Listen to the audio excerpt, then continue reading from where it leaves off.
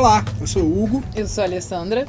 E nós somos casados há 14 anos já e temos 2 filhos. O Theo, de 10 anos. E a Amora, de 2 anos e meio. Que é praticamente o motivo pelo qual a gente está aqui. O Theo foi uma criança que desenvolveu muito rápido. Ele começou a engatinhar com 6 meses, a andar com 9. Com 1 ano e meio ele já falava tudo, já se comunicava muito bem. A parte motora dele sempre foi incrível, subia em todos os móveis desde pequenininho. Então foi uma criança com um desenvolvimento bem típico. A Amora também teve um desenvolvimento bem normal até os 9, 10 meses de idade. A partir daí, a gente começou a perceber uns sinais diferentes, umas características diferentes que não tinha no Theo. A principal que incomodava mais a gente é que ela não respondia quando a gente chamava ela. Eu sentia muita falta de contato visual.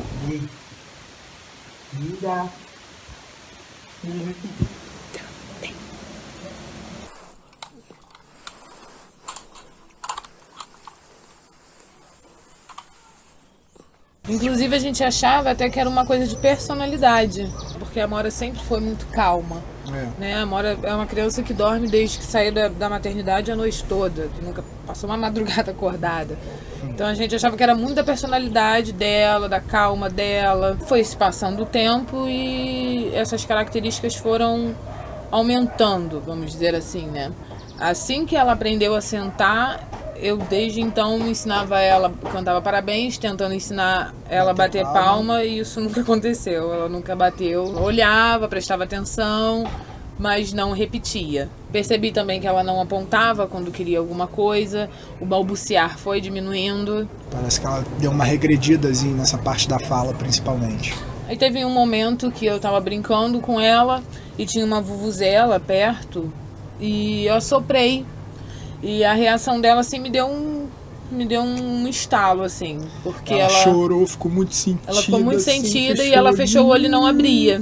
E ela não abria, ficou com o olho fechado um tempão. Ela ficou com o olho fechado, não abria, e aquilo me deu um estalo que tinha alguma coisa que poderia ser diferente.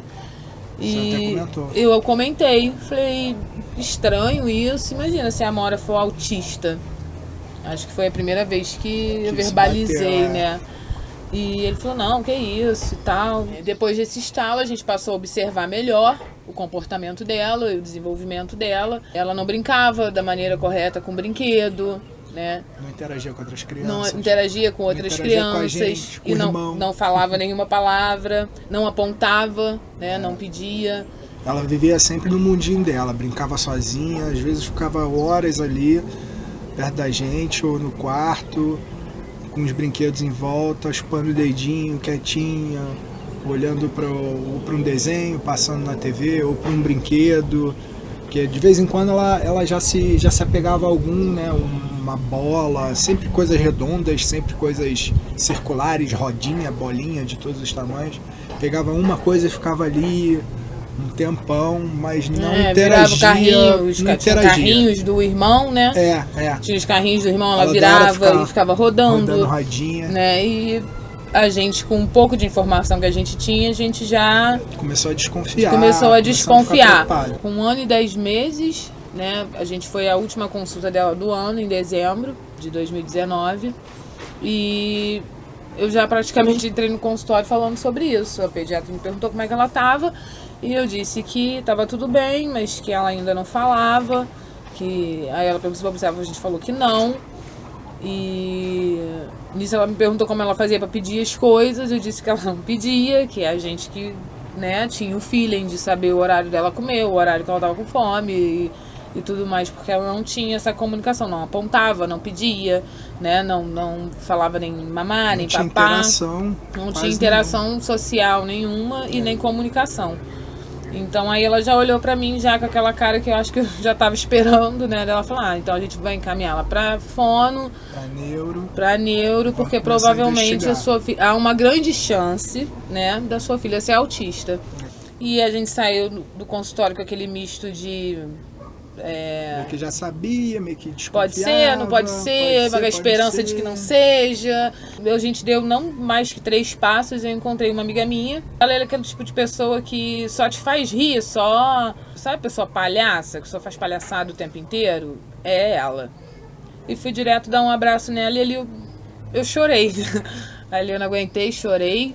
Eu acho que o abraço dela me deu um conforto, me deu um colo mesmo, sabe? E me senti segura para desabafar. Eu acho que é justamente do fato dela sempre me trazer alegria e estar ali naquele momento de sem chão, né? Eu acho que, sei lá, eu senti que era Deus falando comigo, fica tranquila, vai dar tudo certo. De alguma maneira eu senti Deus me tocando ali naquele momento, através dela, me passando tranquilidade, me abraçando através dela, eu senti isso forte. Chegamos em casa e a gente tinha um mundo para descobrir. Embora a gente tivesse convivido com algumas crianças, pouco, mas tivesse convivido com algumas crianças autistas, porque o Theo estudou desde pequeno com crianças autistas, e a gente sempre foi muito fascinado nesse mundo, pelo menos para mim, né? Era uma visão muito romantizada que eu tinha do autismo, eu via como quase que um dom. A gente sempre gostou muito de ver filmes, séries. A gente sempre gostou do assunto de autismo, a gente sempre teve uma simpatia muito grande por pessoas com síndrome de Down, por exemplo. A gente sempre teve esse encanto, né? Mas a gente tinha mais a parte boa da coisa, né? De ver o carinho deles, a inocência, a pureza. E a gente não passava pelas dificuldades. A gente não tinha passado pelas dificuldades, então... É muito fácil romantizar de fora. Quando a gente percebe que tem um filho que pode passar por isso, a gente quer se aprofundar, né? A gente quer entender melhor. Eu fui pesquisar tudo que podia, adicionei grupos para conversar com outras mães, para ver outras crianças autistas, né? Porque embora nenhuma criança autista seja igual a outra, tem muitas características parecidas, e para ter dicas de como ajudar, de como, né? Para buscar informação, né? E a gente começou a ver um monte de experiência de situação bastante difícil. Aí isso meio que... De regressão, né? De crise. De dependência, né? Que eu acho que o principal, o grau do autismo é dado por isso, né? Pelo grau de dependência da pessoa. Então tinha um misto de informações, né, que deixava muita coisa aberta, que dava muita esperança, mas também dava muito medo, né, porque você vê crianças autistas que não falavam nada quando pequeno, e hoje em dia a mãe fala, pelo amor de Deus, não aguento mais você falando. A gente tem coisas engraçadas, tem coisas tristes. A gente abriu, né, se abriu para a realidade autista e mergulhou nesse mundo e conheceu, né, bem mais profundamente o que era o autismo. Foi aí que eu encontrei o vídeo da Tamires Stefani, que falava de um protocolo que tinha ajudado muito no desenvolvimento do filho dela. E ela fez um vídeo do antes e depois, né, do filho dela fazendo tratamento durante 1 ano. Esse vídeo falava sobre o tratamento do protocolo Coimbra. Aí a gente começou a investigar. Na neuro, ela não achou características suficientes para fechar um diagnóstico de autismo ali na hora. Então, como o problema principal era a comunicação, levantou-se a suspeita de um problema de audição. Então, ela passou o exame de audição que a gente fez e deu tudo normal. E além do exame de audição, ela indicou a escola, a fono, terapia ocupacional, psicologia, toda a rede de terapia, e pediu pra gente voltar 6 meses depois. A gente encontrou uma escola maravilhosa, encontramos uma clínica que faz todas as terapias com profissionais maravilhosas, então em 1 mês a gente já notou uma baita diferença. Só que esse mês foi fevereiro e aí logo depois veio março e a pandemia, a quarentena, todo mundo em casa, acabou a escola, acabou as sessões de terapia, veio aquele medo, né, dela regredir, dela estacionar o desenvolvimento. Então, com algumas informações que a gente teve nesse pequeno período, né, que a gente começou a terapia e tudo mais, então com pequenas dicas a gente conseguiu estimular ela ao ponto dela conseguir evoluir em algumas características, né, a coisa de não brincar com o brinquedo certo, o carrinho que ela só rodava a roda, de tanto eu insistir de brincar, ela começou a brincar certo com o carrinho, ela já começou a melhorar em outras coisas, porém também apareceram outras características. Ela tinha uma coisa de ficar rodando assim no eixo dela e olhando para cima assim, Isso parou. Ela parou de fazer isso. Parou de fazer isso. Ela arrancava os cabelos, enrolava nos dedos para chupar. E de tanto eu falar, não, puxa o seu, toma o meu cabelo, ela desapegou disso, não faz mais. O escovar o dente assim, tá se tornando, né, cada vez mais difícil. Escovar o dente ainda é um problema muito Ela mostrou sério. ter mais sensibilidade ao pentear, ao prender os cabelos. A gente descobriu o conceito de hipossensibilidade, né? Porque assim, ela é muito com comida, ela é muito gulosa. Ela quer encher a boca. Come sem parar, ela quer encher a boca. Tudo lambe, tudo bota na boca. Tudo bota a boca primeiro. Parece que é o meio dela provar primeiro qualquer coisa. A televisão, a cadeira, o chão. Dizer que tá gostando. Primeiro ela bota a boca. E com toda a ajuda das terapeutas que a gente teve, a gente aprendeu a se comunicar melhor com ela, né? Aprendeu a entrar no mundo dela, passou a prestar mais atenção na gente, passou a responder mais quando a gente chamava. E muito por causa de música também, ela sempre foi muito ligada à música. No início, quando ela era mais novinha, né, ela só gostava de desenho com música. Se você botasse algum desenho sem música, ela não dava atenção. Ela não dava atenção nenhuma. Agora, com música, ela ficava assim. Então, quando eu chamava ela e ela não atendia, começava a cantar, eu olhava. E daí eu aproveitava e abria um diálogo. Aproveitar isso, Então, a gente começou a pegar macete, vamos dizer assim, para se comunicar com ela e tem dado certo. Tem dado certo, é uma coisa que a gente percebe muito, que sempre que tem algum problema, alguma coisa que não está funcionando legal, a gente tenta adaptar nós mesmos, né? Tentar criar uma situação diferente para aquilo funcionar. Tipo no banho. No banho, como ela está muito mais ativa, né? Que ela já está com 2 anos e meio, já está maiorzinha, tá muito difícil de ensaboar ela. Ela não fica parada, ela fica rodando, ela quer sair, ela foge de você. Então o que eu pensei? Vou pegar ela no colo. Peguei ela no colo, ela já parou, já ficou meio assim. Então já ficou mais fácil de ensaboar. Então a gente vai se adaptando, né? A gente vai se aprendendo a criar soluções diferentes. Né? Diante das nossas possibilidades, a gente tenta adaptar ali de uma maneira que seja mais fácil para ela, já que ela não tem esse problema de desenvolvimento. H-I-J-K.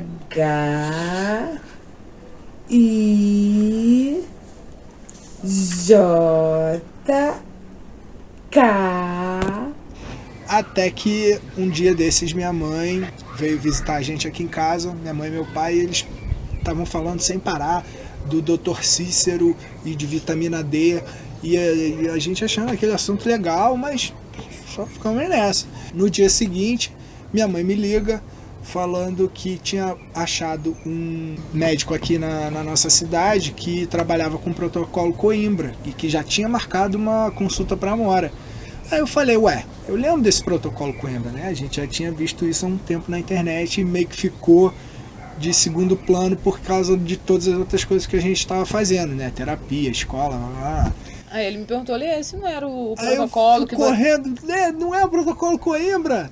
Aí falou, mas então era disso que a gente tava falando ontem, Dr. Cícero Coimbra, vitamina D, suplementação de caramba, tudo a mesma coisa, beleza. Eu fiquei super animada porque era uma coisa que eu já tinha visto, que eu já tinha botado pra frente, explorar, que já iria explorar isso, né? De botar em prática. E aí tava ali a nossa consulta já marcada. Já veio pro nosso colo, né? Já a gente não precisou ir atrás, ele veio atrás da gente. Obrigado, né? mamãe. Não esqueceu de mim, vem cá. Né? Vem cá que te esqueceu de mim. Então, tô aí de novo. A consulta marcada.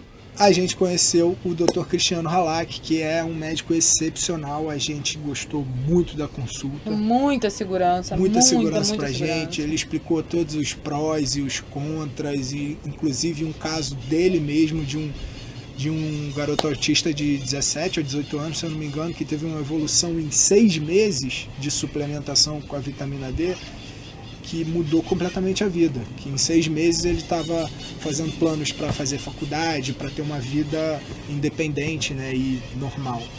Então eu muito empolgada e liguei para minha amiga para contar para ela a novidade, amiga do abraço, lembra? Isso. Eu liguei para ela para contar a novidade, ela deu uma ideia maravilhosa, né, porque o Hugo trabalha com audiovisual, eu sou maquiadora, ele é fotógrafo. E ela deu a ideia de fazer um documentário sobre isso. E a gente achou espetacular porque é um assunto que é difícil de você encontrar sobre. Você encontra alguma coisa, mas ainda é um tabu, né? Vamos dizer assim. Ainda não é uma coisa tão oficial. A gente tem muita informação científica, né, comprovada, validada, mas assim, a gente sabe que para ter uma informação assim para a maior parte do povo tem que estar nas redes sociais de uma forma, né, mais acessível, de uma forma mais popular mesmo, que é o que a gente está tentando fazer. Então, a ideia desse projeto é criar um documentário que vai acompanhar a evolução do tratamento de suplementação de vitamina D da Amora durante pelo menos 6 meses. E assim, as poucas pesquisas que a gente fez, a gente viu casos e casos de autistas que melhoraram muito depois da suplementação. Muito, muito mesmo.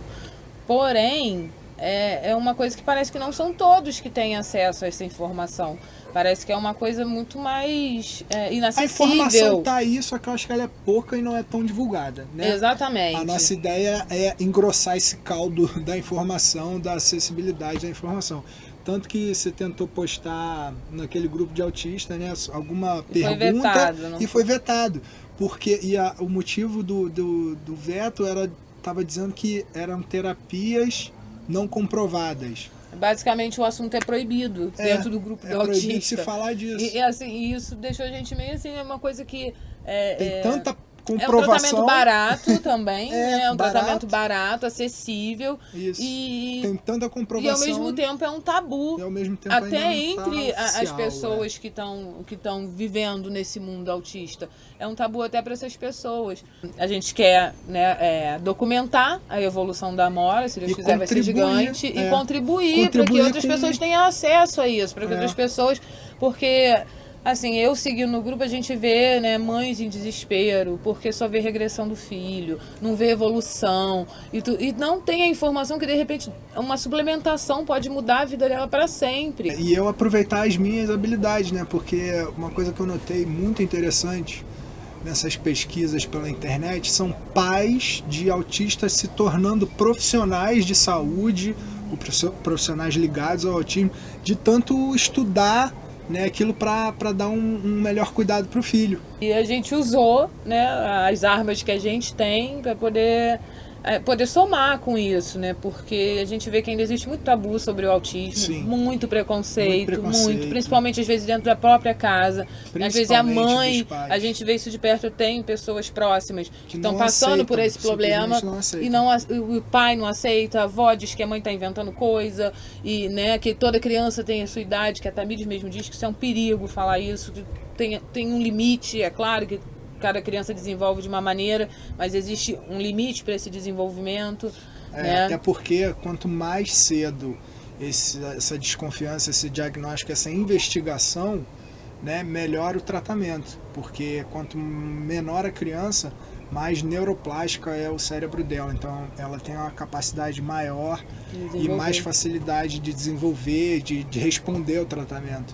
Então, essa coisa de ficar, não, isso não é nada, isso é só o jeitinho dele, isso só pode prejudicar o seu filho, pode prejudicar a vida dele. Então, é uma informação que a gente quer levar mais, espalhar o mais possível. A nossa esperança é sem limite. A gente está com super fé de que vai dar tudo certo e vocês vão poder acompanhar isso junto com a gente. Também é tão novo pra gente quanto é pra vocês. A gente vai se descobrir junto, a gente vai descobrir tudo junto. E quem sabe a gente pode estar trazendo uma coisa que vai aliviar milhões de corações, né? Porque acho que só preciso do acesso, é preciso da informação e tem dado certo para muitas pessoas. A gente não tem, foi o que eu falei, a gente não tem 100% certeza que vai acontecer com a Amora, mas tem dado certo com muitas crianças. E a gente acredita que vai dar para nossa Amora também. E é isso, a partir de hoje vocês vão ver vlogs semanais, vão ver stories diários. Vem a gente lá na sobre internet. Sobre a nossa rotina, sobre... Divulguem a gente bastante, porque eu acho que o mundo precisa saber disso, que pode ter uma solução, que pode ter, né, um fim para a maioria daqueles medos, aquelas inseguranças, e que às vezes pode ser tá ali na nossa frente, a gente não saber, a gente não ter essa informação. E se você quiser ajudar também, como eu disse, esse é o meu trabalho também. Eu vou deixar links aqui embaixo na descrição para para você contribuir da maneira que você puder e quiser. Com informação, esse projeto. Com entrevistas, se você quiser dar uma entrevista, Isso, se você souber mais sobre o assunto, porque a gente é leigo no assunto, a gente está começando agora, né? Então, assim, se você tiver informações, se puder acrescentar, falar, eu gostei disso, a gente quer somar, a gente quer se unir e poder ter uma esperança, assim, que os nossos filhos vão ter o que eles merecem e que vai dar tudo certo para todos nós, todos. E ninguém vai ficar para trás, ninguém. Então, até o próximo vídeo? Até o próximo vídeo. Aí.